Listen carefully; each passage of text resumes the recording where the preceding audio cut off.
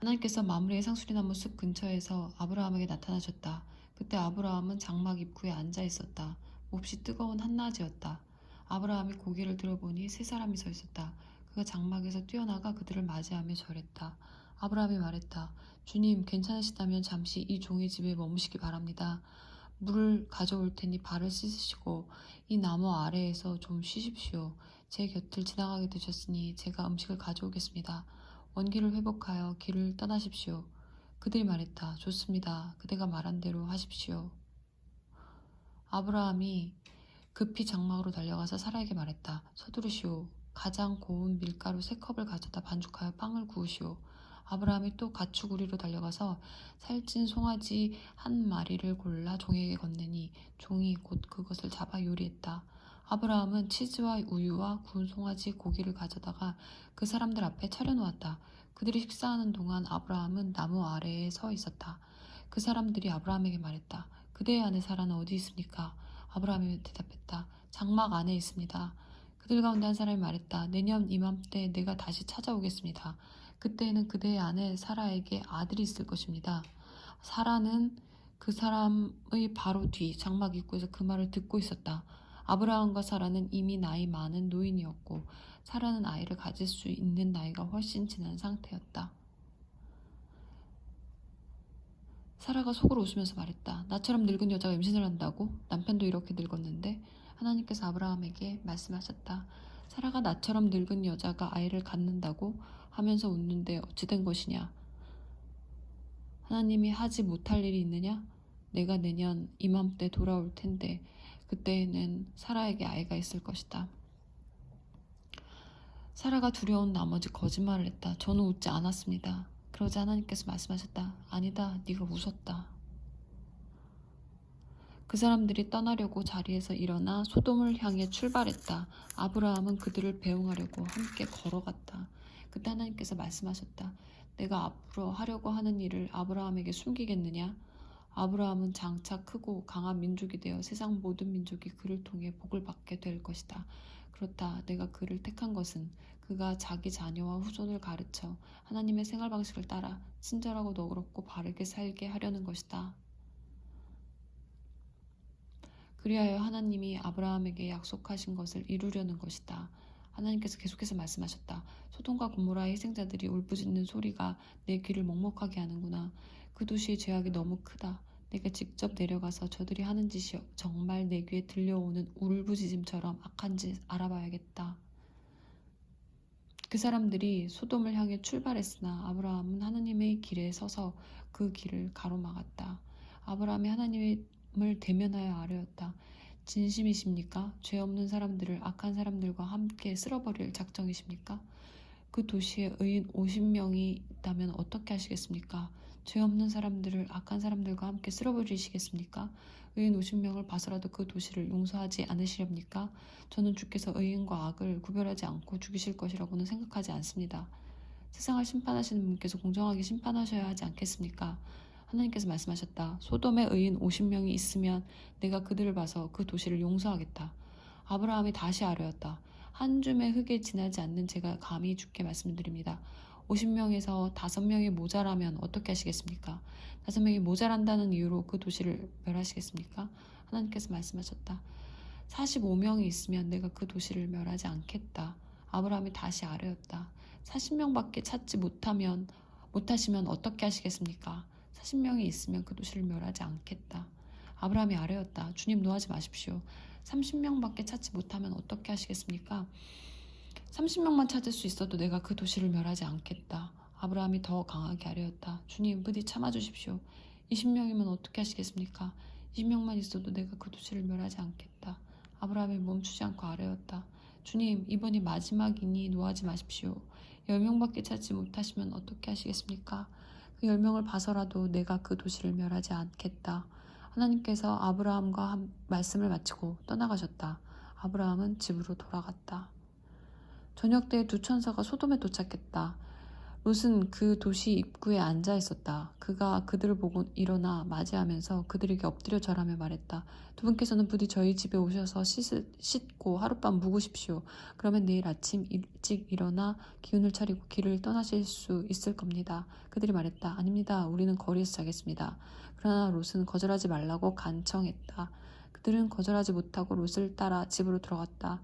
롯이 그들을 위해 따뜻한 음식을 차리자 그들이 먹었다. 그들이 잠자리에 들기 전에 소돔의 남자들이 젊은이 노인 할 것 없이 사방에서 몰려와 롯의 집을 에워쌌다. 그리고는 롯에게 고함을 치르며 말했다.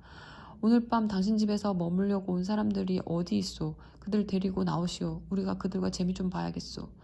롯이 밖으로 나가 뒤로 문을 닫아 걸고 말했다. 여보시오, 제발 수치스러운 짓을 하지 마시오. 자, 내게 남자를 알지 못하는 두 딸이 있어. 내가 그들을 내줄 테니 그 아이들과 즐기고 이 사람들을 건드리지 마시오. 이들은 내 손님이요. 그들이 말했다. 저리 비켜. 어디서 굴러 들어와서 우리를 가르치려 드는 거냐. 저들보다 너를 먼저 손봐야겠구나. 그러고는 롯에게 달려들어 그를 밀치고 문을 부수려고 했다. 그러자 두 사람이 손을 내밀어 롯을 집 안으로 끌어들이고 문을 닫아 걸었다. 그들은 문을 부수려고 하는 자들을 우두머리 졸게 할 것 없이 모두 눈이 멀게 하여 어둠 속을 헤매게 만들었다. 그 두 사람이 롯에게 말했다. 이곳에 그들의 가족들이 더 있습니까?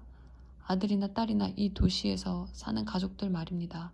지금 당장 그들을 데리고 이 도시에서 나가시오. 우리가 곧 이 도시를 멸하려고 하오. 이곳의 희생자들이 울부짖는 소리가 하나님의 귀를 먹먹하게 합니다. 하나님께서 이곳을 쓸어버리도록 우리를 보내셨소. 롯이 밖으로 나가서 자기 딸들의 약혼자들에게 알렸다. 이곳을 떠나게 하나님께서 이 도시를 멸하려고 하시네. 그러자 그들은 롯의 말을 농담으로 여겼다. 새벽이 되자 천사들이 롯을 떠밀며 말했다. 서두르시오. 너무 늦기 전에 그대의 아내와 두 딸을 데리고 이곳을 떠나시오. 그렇지 않으면 이 도시가 벌을 받을 때에 멸망하고 말 것이오. 롯이 꾸물거리자 그 사람들이 롯의 팔과 그의 아내와 딸들의 팔을 잡고 도시 밖 안전한 곳으로 데리고 나갔다. 하나님께서 그들에게 자비를 베푸셨다. 롯의 가족을 밖으로 데리고 나온 뒤에 그 사람들이 롯에게 말했다. 지금 당장 달아나 목숨을 구하시오. 뒤돌아보지 마시오. 평지 어디에서도 멈추면 안 됩니다. 산으로 달아나시오. 그러지 않으면 죽고 말 것입니다. 그러자 롯이 반대했다. 안 됩니다. 그렇게 하지 마십시오. 두 분께서는 저를 좋게 보시고 크나큰 호의를 베푸셔서 제 생명을 구해주셨습니다. 하지만 저는 산으로 달아날 수 없습니다. 산에 있더라도 끔찍한 재앙이 미쳐서 죽을지도 모릅니다. 저쪽을 보십시오. 저 성읍은 우리가 닿기에 가깝고 아무런 일도 닥치지 않을 만큼 작은 곳입니다. 저 작은 성읍으로 달아나 목숨을 건지게 해주십시오. 좋소. 그대가 그렇게 하겠다면 원하는 대로 하시오. 그가 택한 성읍은 멸하지 않겠소. 하지만 서둘러 그곳으로 달아나십시오. 그대가 그곳에 닿기 전에는 내가 아무 일도 할 수 없소. 그리하여 그 성읍은 작은 성읍이라는 뜻의 소알이라고 불리게 되었다. 롯이 소알에 이르렀을 때 해가 하늘 높이 떠 있었다. 그때 하나님께서 유황과 불을 소돔과 고모라의 비처럼 퍼부으셨다. 유황과 불이 하나님이 계신 하늘로부터 용암처럼 흘러내려서 두 도시와 평지 전체, 두 도시에 살고 있던 모든 사람과 땅에서 자라던 모든 것을 멸했다. 그러나 롯의 아내는 뒤를 돌아보다가 그만 소금 기둥이 되고 말았다. 아브라함은 이튿날 아침 일찍 일어나 얼마 전에 하나님과 함께 서 있던 곳으로 갔다. 그가 소돔과 고모라를 바라보고 온 평지를 내려다보니 보이는 것이라고는 온통 땅에서 뿜어져 나오는 연기뿐이었다. 마치 용광로에서 뿜어져 나오는 연기 같았다. 하나님께서 평지 도시들을 멸하실 때에 아브라함을 잊지 않으셨다. 그래서 그 도시들을 땅에서 쓸어버리시기 전에 롯을 먼저 나오게 하신 것이다. 롯은 소알을 떠나 산으로 가서 두 딸과 함께 살았다.